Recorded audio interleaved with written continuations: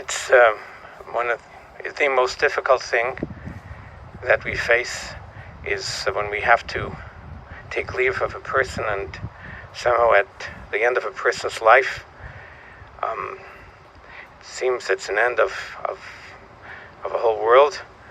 On the other hand, it's a basic belief of Judaism that the life in itself is eternal. A soul is eternal, and the body is a housing that houses the soul for the time we're blessed to be on earth. But the neshama is something that goes on, and what we have to reflect on is what the person's life was about, how we could be inspired by Faye's life, and continue in whatever way possible, in spiritual ways, to be connected with her. Faye, for me personally, it goes back many years.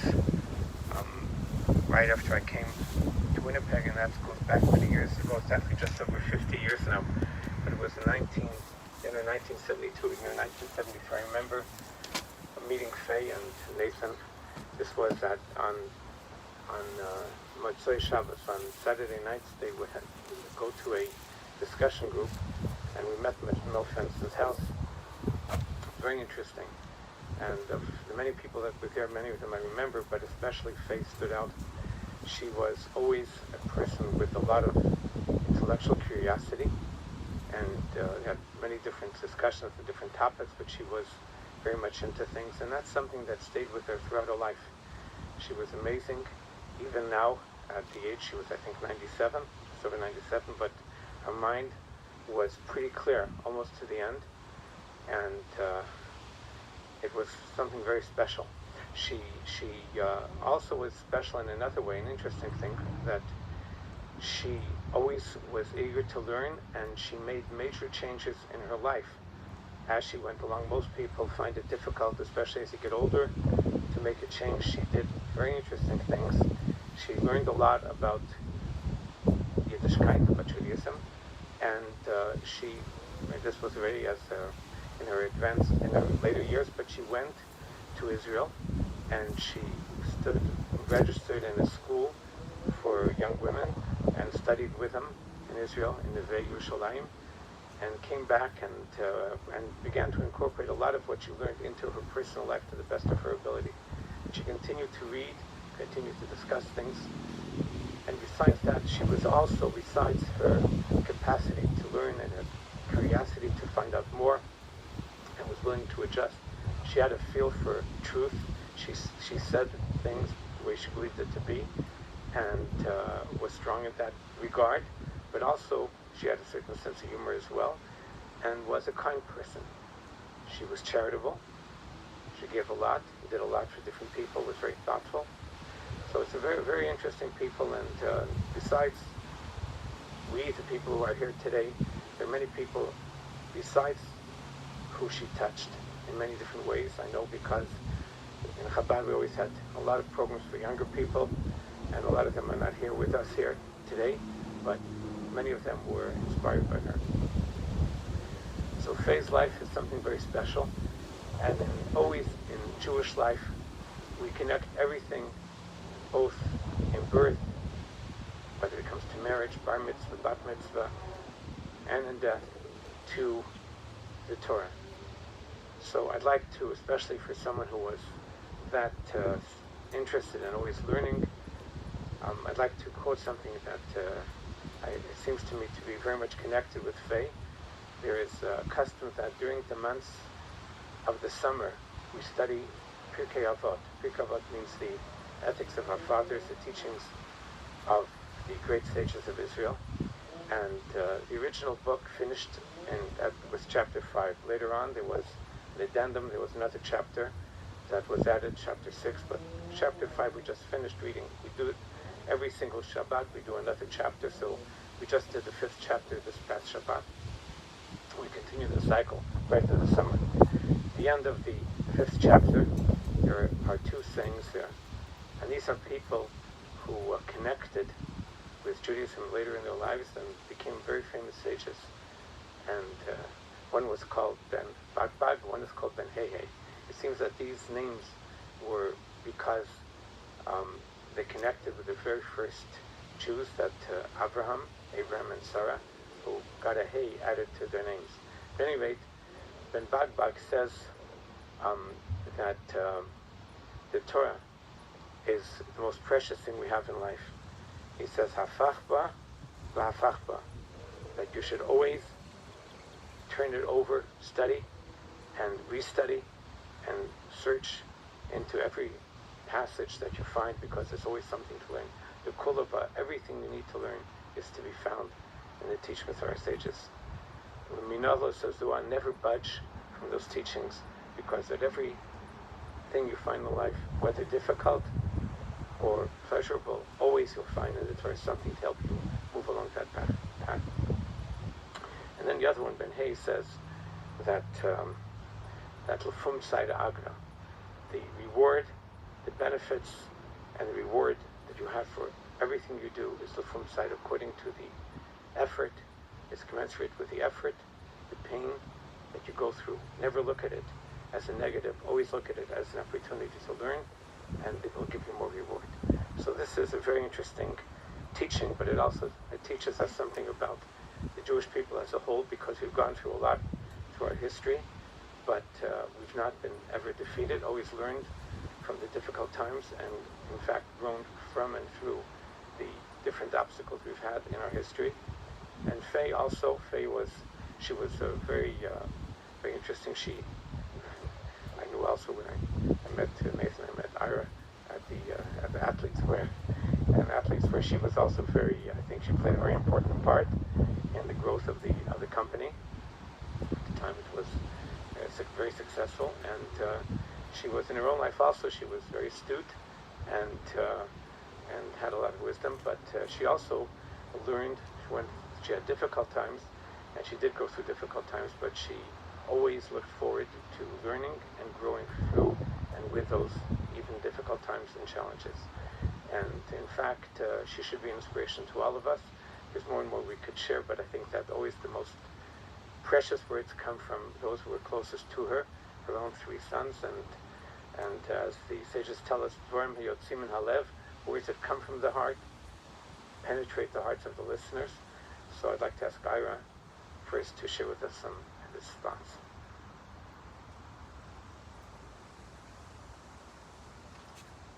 Thank you, Rabbi. I know that you were an important person in her life, and she stipulated that when this day was to come, she wanted you to be the one presiding over her departure, so to speak. Well, hi, everyone. It's nice to see all of you here, and it's nice to have an opportunity to see some people on a day like this who might not see otherwise, but have come specially for this occasion, and that's always a positive side to a day like today. Our mom was a very unique person, sometimes exasperatingly so. But even those who felt that exasperation will acknowledge that she meant well. She was very idealistic about the value of every person and equality and fairness in the world and justice for the underdog. She was also very charitable. She donated our family home to be a group home for Shalom residents for special needs individuals, and it's still used for that purpose today. And she's endowed the Jewish Foundation of Manitoba to support the community, including the Simkin Center, where she lived the last few years of her life. She was famous for her cooking, just not in the usual way. I've called her the Salvador Dali of cuisine, as Dali's famous art is known for its surrealism, and our mother's cooking was similarly unreal.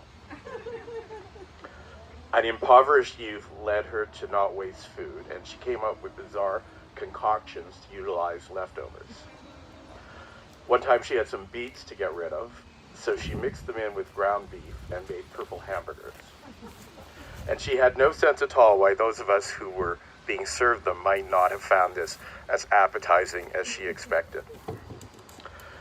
Now, to be honest, in my case, the apple hasn't fallen far from the tree, and my spouse Claire has to wait until I'm outside of the house to dispose of food in the fridge. She did have another interesting food project. When we were growing up, we had a commercial milkshake machine in our home, and for a number of years she hosted a milkshake party at our cottage at Winnipeg Beach, where she posted signs and invited everyone who passed by to join in and have a milkshake. She also hosted young children from disadvantaged backgrounds at our cottage so that they might enjoy a peaceful and fun environment. And she believed in our father Nathan and helped him achieve many of his very significant accomplishments in business and in building 2 architecturally designed homes. She was passionate about Judaism and the state of Israel, and as the rabbi said, lived there for a number of years. And she valued learning throughout her life. I've met many people, including most recently the staff at the Simkin Center, some of whom go back decades, literally, and tell me that they knew of her in her time there as a volunteer and visiting others. And they all express an admiration for her spirit. So on behalf of our family, I'd like to thank those that assisted her in these past few years, the staff at the Simkin Center, and my mom had some special caregivers, Merle, Devin, and Kelly. And thank you all for being here.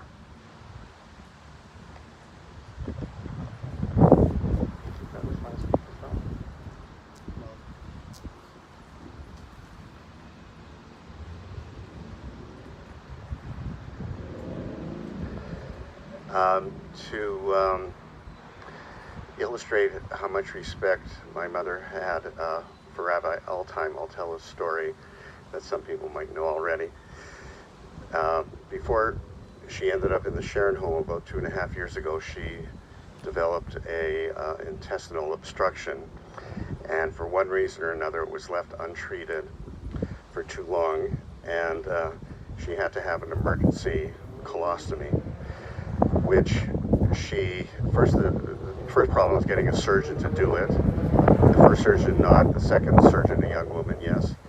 But then we had to get my mother's consent, and she loved to say no when everybody else said yes. So it was a problem to get her to consent, and time was of the essence. So I called Rabbi Altheim and explained the situation, and he said, "I'll be right over." And he came right over with his wife, and he walked into the room, and he said, "Faye, the Torah says you must have the operation." And she said, "Okay." And within an hour, she was on the operating table, and her life was saved. She had another 2.5 years as a result of that.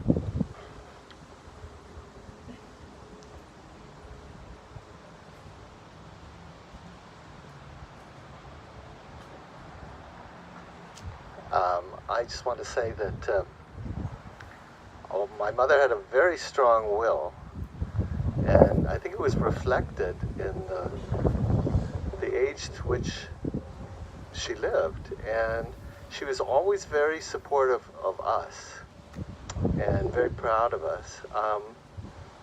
I remember she and my dad went to Rose and Harry Stein's pawn shop when I was 10 and brought home an Espana guitar, which I played for years.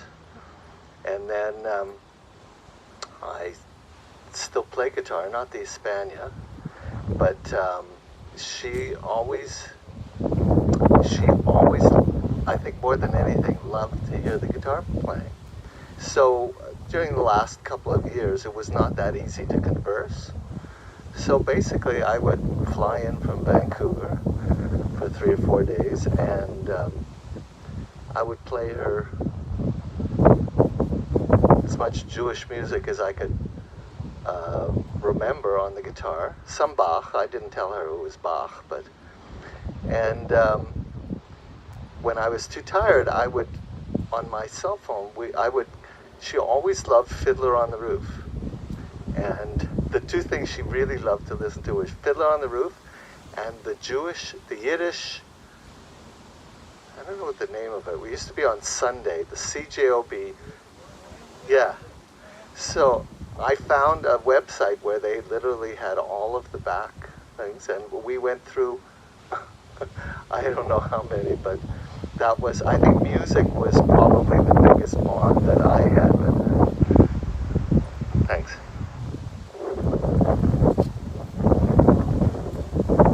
And she also bought Jack a beautiful piano, which he played very beautifully in the early years.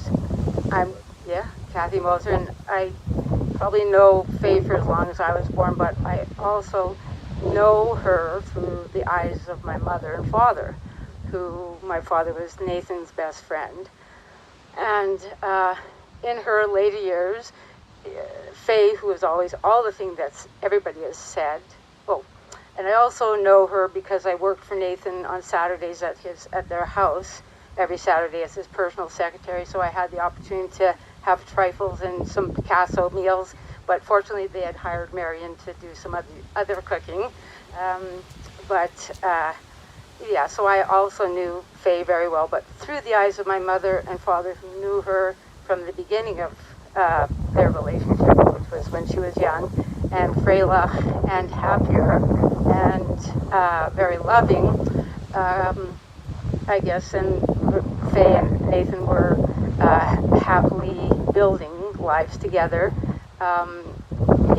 She was a different person from my mother's eyes at that point than I knew her.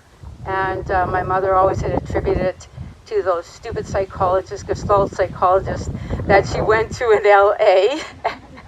I'm a psychologist, that told her to express herself. And she did.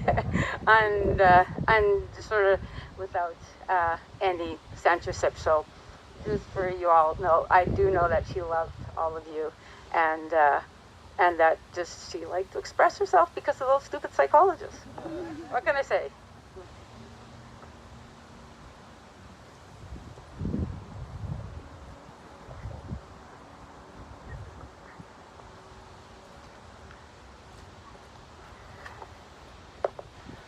Just to explain what we're going to do now, we're going to say a short prayer to Kil Malay. After that, we're not going to conclude yet the prayers, the ceremony, because that continues after we do. The most important part is to take personal share in the burial, and that's a very great mitzvah. It's called Chesed Shel Emet, which means kindness of truth. We do a kindness to a person during our lives, and there's always a side motive because we expect it to be reciprocated.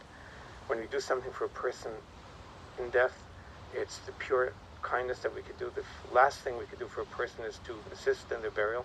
So it's a mitzvah to put some earth over the body, and we'll pause after I finish this for everyone to put a little bit of earth over the casket, and after that we'll finish off and do the Kaddish.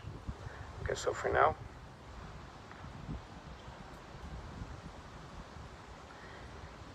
El malei rachamim, shechein mirayimim, hamtzei menucha nechaino, al kanfei hashchina b'maleis hakadeshim utahirim, kezer harakiyav mazirim es nishmas ziparafego bas yitzchaka shal chalei lama. Valvurshen not yitnut stockblin that bavor badas koras nishmaso.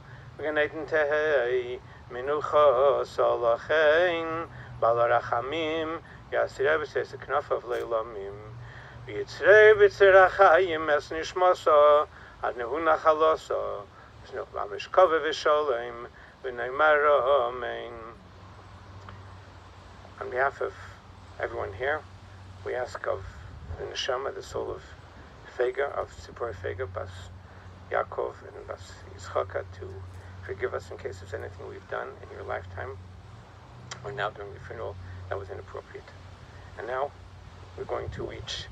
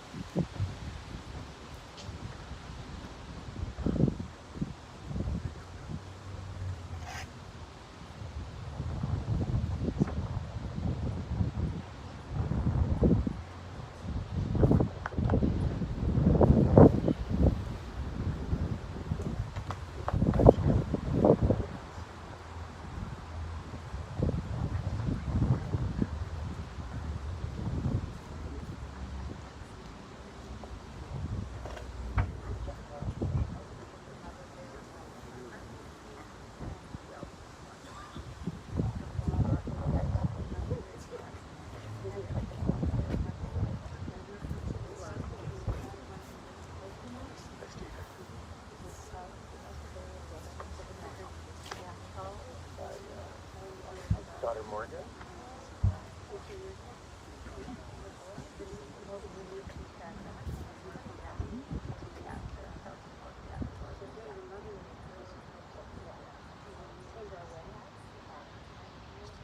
This is Kelsey. My condolences.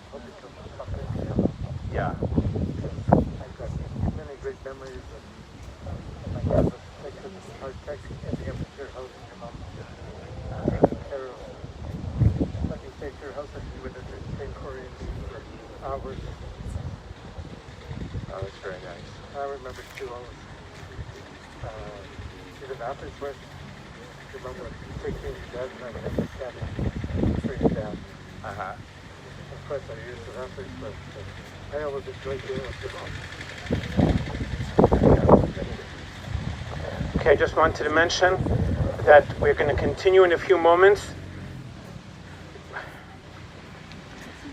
But before we continue, not to leave the grave unfinished, the tractor will cover completely the casket, and then we'll continue with the few more prayers. And to mention as well that after we finish here, the family is inviting everyone to come for a consolation meal at Chabad. At some point.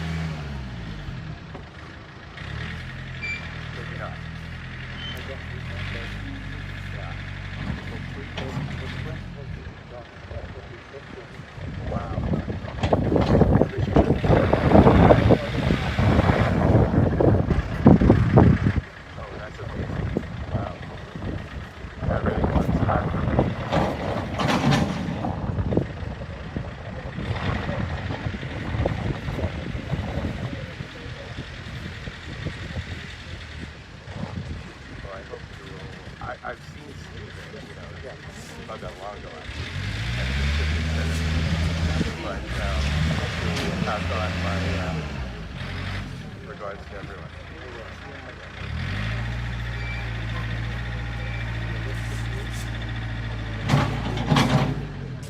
This is Murray Hyman. Remember the Hyman brothers? Here's Zedek. And this is Morgan. That's That's Claire. Oh, you were neighbors, right? Of course. Okay. I have three for each of the brothers here. So I'm going to read this in Hebrew, and in English you can say it to yourself silently in English at the same time that we can all read.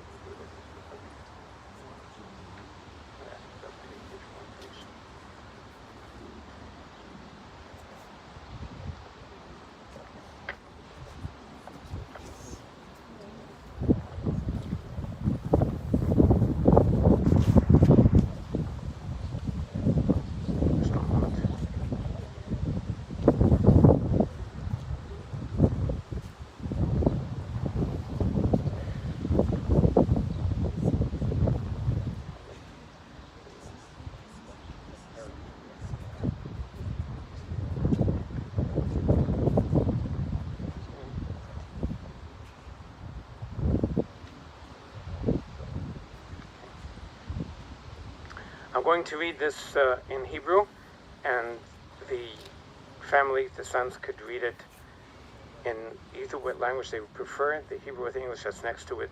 I'll read it loud and you could read it a little bit more silently. Hatzor tamim polei ki chol derachov mishpat elamun vei novel tzadik v'yosher hu hatzor tamim b'chol peyal miyem olei matifol ha'shalit b'matav amalmim v'zumachayim medeshel v'yoal hatzor tamim b'chol masa miyem olei matasa v'mevesach eser chirim lonu sasa v'schus hanekad kesach shivasei tzadik b'chol derachov hatzor tamim erech hapayim u'molei rachamim Hamelna v'chusna, lovis uvan miklodin, aslichas v'arachamim, tzadik atad nil hamas v'lachiyos, asher b'yofa b'kten kol ruchais, chalilo l'cho zichrenin ulim chais, v'noinech v'racham alena v'kuchais, chladin v'racham v'aslichais. Adam ben shana yeh, yelo shan yichya, k'ma yisn leik leho yeh, baruch dain ha'emes, memes v'machaya, baruch hu ki emes dinoi, mushetet ha'kel beinoi, Mashal miyodam cheshben v'din v'akel ishmeh edo yitenu.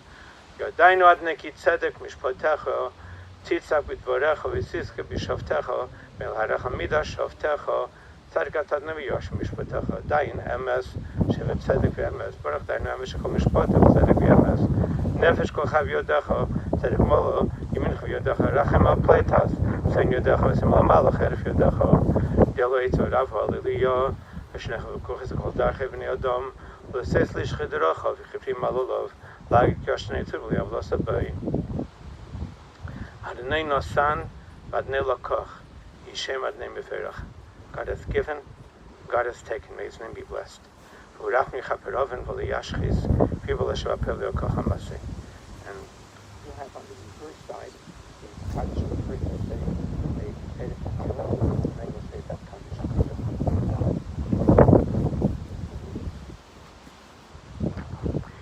Tom David Shemninel ki chasisi vach. Amart la neat neat et chasvul lech. Desh mo shabbat es heimot. Avarech hasad neasha yatzoni. Avlis yisun chaloi shivi sad nemenek yisomit.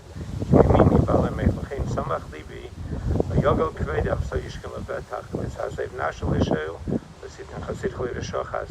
Teni rechem sisnoch zespenecho. Yimis yimin chon nefzah.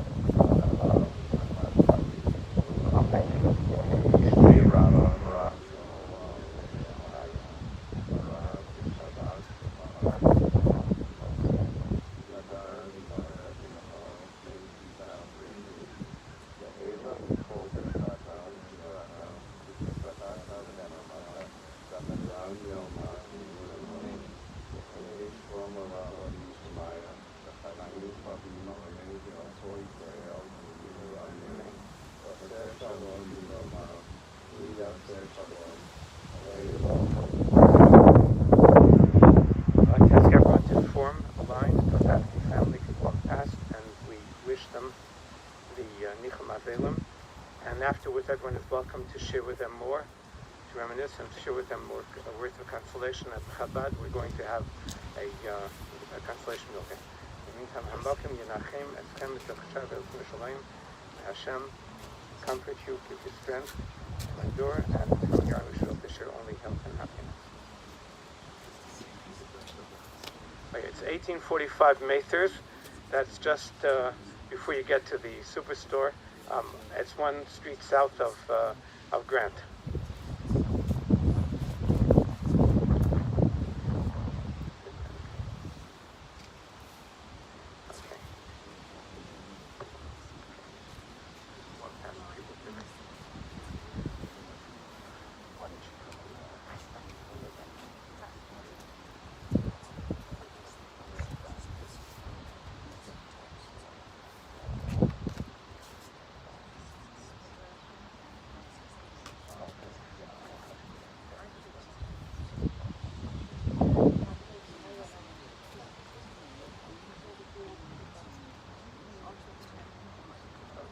I think we go. Okay. So Jack, I'll go with Claire. Yeah. Everyone, Jack, I will want to go with. Thank you, Rabah.